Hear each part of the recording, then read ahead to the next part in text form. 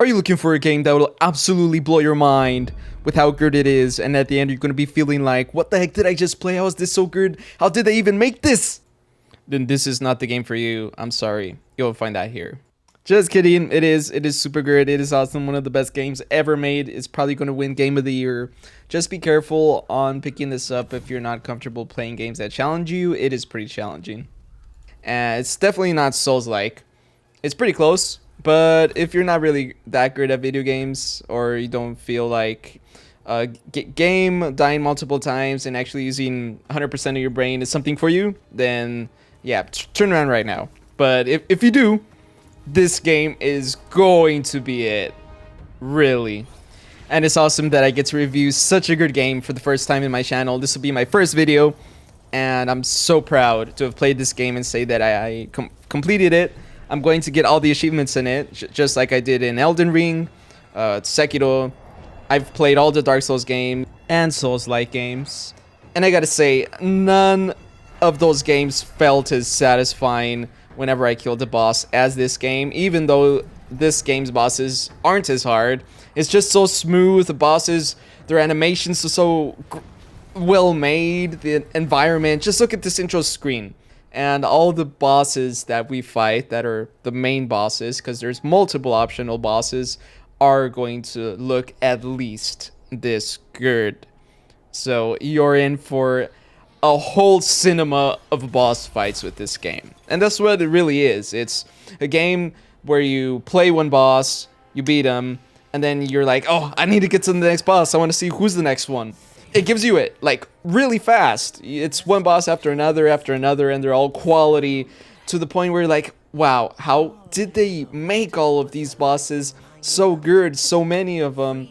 They all feel unique, well made, good story, good animations, good everything. It's just perfect.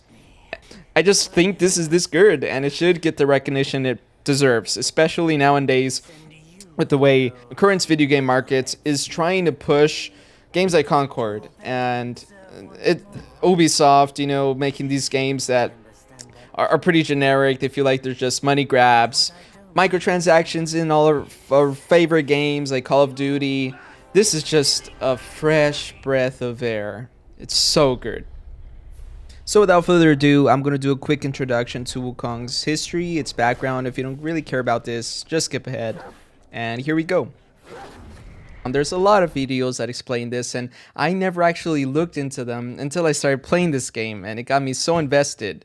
But Wukong actually comes from a novel called Journey to the West that was written like 400 years ago, and it's very popular in Chinese culture. So much so that if you've seen Goku or other anime, this has been inspired from Wukong's character. And he has a very unique personality. It's almost like a Joker personality.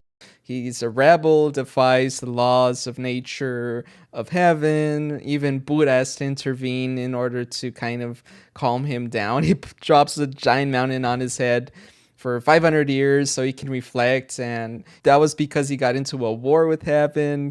So he also has like 8-9 levels of immortality. He can fight against all of heaven. He defeated the 4 heavenly kings. He's ridiculously strong. Like, one strand of hair can turn into a clone of him, and that clone can make other clones of him all equally as strong. He can transform into basically anything. So I don't think there's many characters that are strong as this guy. But what happened is that in order to control him, the Buddha tricked him. So he basically said, you know, I will let you be if you can jump off of my hand. So basically what happened is that Wukong agreed to this, and he got on top of Buddha's hand. He leaped like across the whole universe, because he can leap like crazy far. And he got to like 5 different pillars and peed on them. He peed on the pillars just to prove that he went there. And he thought he had jumped off of Buddha's hand. So he told them, hey, yo, I jumped off of your hand. I even peed in 5 different pillars of the universe. And then Buddha's like, oh, really? Those were my fingers. And this one Buddha was like, okay, I'm going to put a huge mountain on you. You're going to be covered there for like 500 years. And when a monk was passing by, he kind of said, okay, I'm going to free you, monkey, but I'm going to put a circlet on your head and it will tighten to the point where you're paralyzed. In the end, he does complete the journey to the west with this monk. And this is where this game starts, after the journey to the west. Now, this game introduces us as the Destined One. This is not Wukong himself. Our mission is to gather the relics that Wukong left upon dying in order to reunite them at his site of death in order to resurrect him.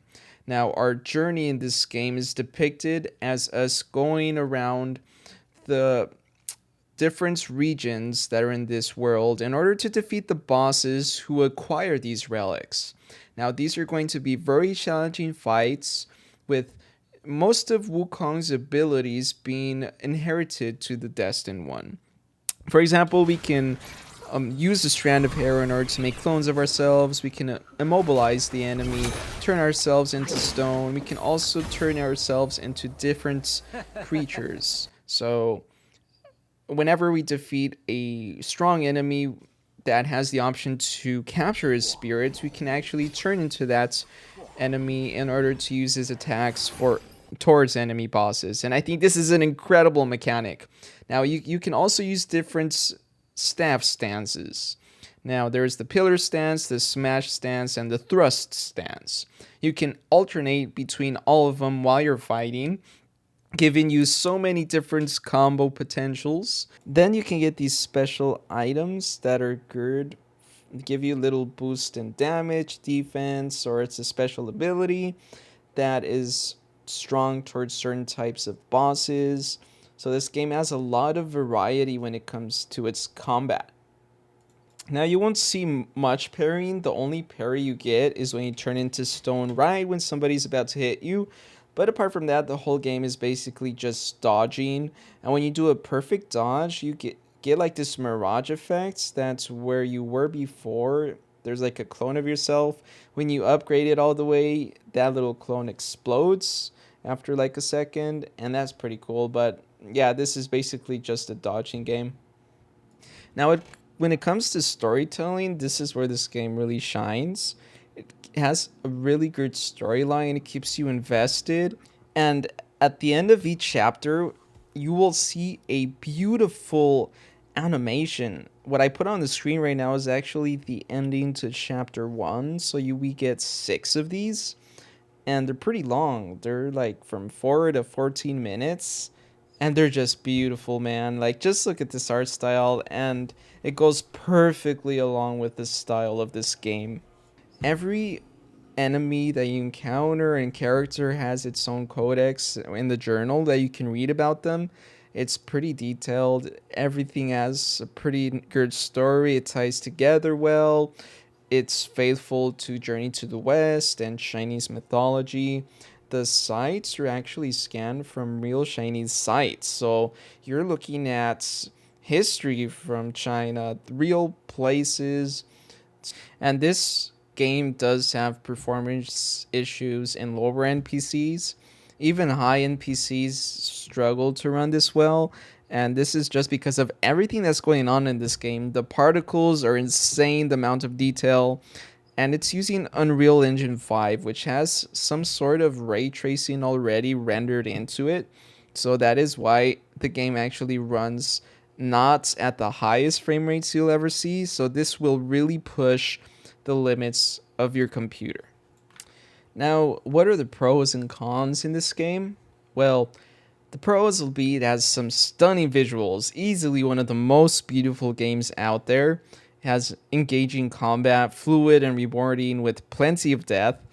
It has rich world building inspired by Chinese mythology. And a great storyline. At the end, you're going to feel that every single dollar you put into this game was worth it. Now, some cons would be that it does have some difficulty spikes. Now, this can be good or bad, depending on who you are, but some boss fights might be frustrating for less experienced players. There are 1 or 2 that did seem pretty unfair, but if you can push through that, it's going to be worth it. Now, the story pacing can feel slow at times, especially if you're not invested in the lore. So, if you are not a person that doesn't really care about the story of the game, then yeah, you're not going to really like this game. Personally, it's been a thrilling experience. It's a game that constantly surprises you, whether it's challenging battles or the sheer beauty of its world.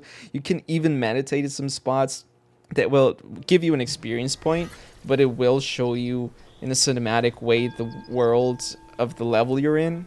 There's a decent amount of replayability here, with different transformations to experiment with and secrets to uncover on subsequent playthroughs. So this does have New Game Plus, and I believe after 3 New Game Plus you get Wukong's stance, which is pretty awesome. You get to try it once you're about to end the game, when you get Wukong's armor and his staff, so that's pretty cool. Now, in conclusion, Black Myth Wukong is a triumph, a huge triumph in action RPG design. Combines stunning visuals, engaging gameplay, a rich immersive world to create an unforgettable adventure. Despite some minor flaws, no game is perfect. It's a game that deserves your attention, especially if you're a fan of mythological storytelling and challenging combat. My final verdict: this is a top tier 10 out of 10 game. You must play it in order to call yourself a true gamer. Now, thanks for watching. If you enjoyed this review, don't forget to hit that like button and subscribe for more in-depth game reviews. Have you played Black Myth Wukong? Let me know your thoughts in the comments below. Until next time, happy gaming.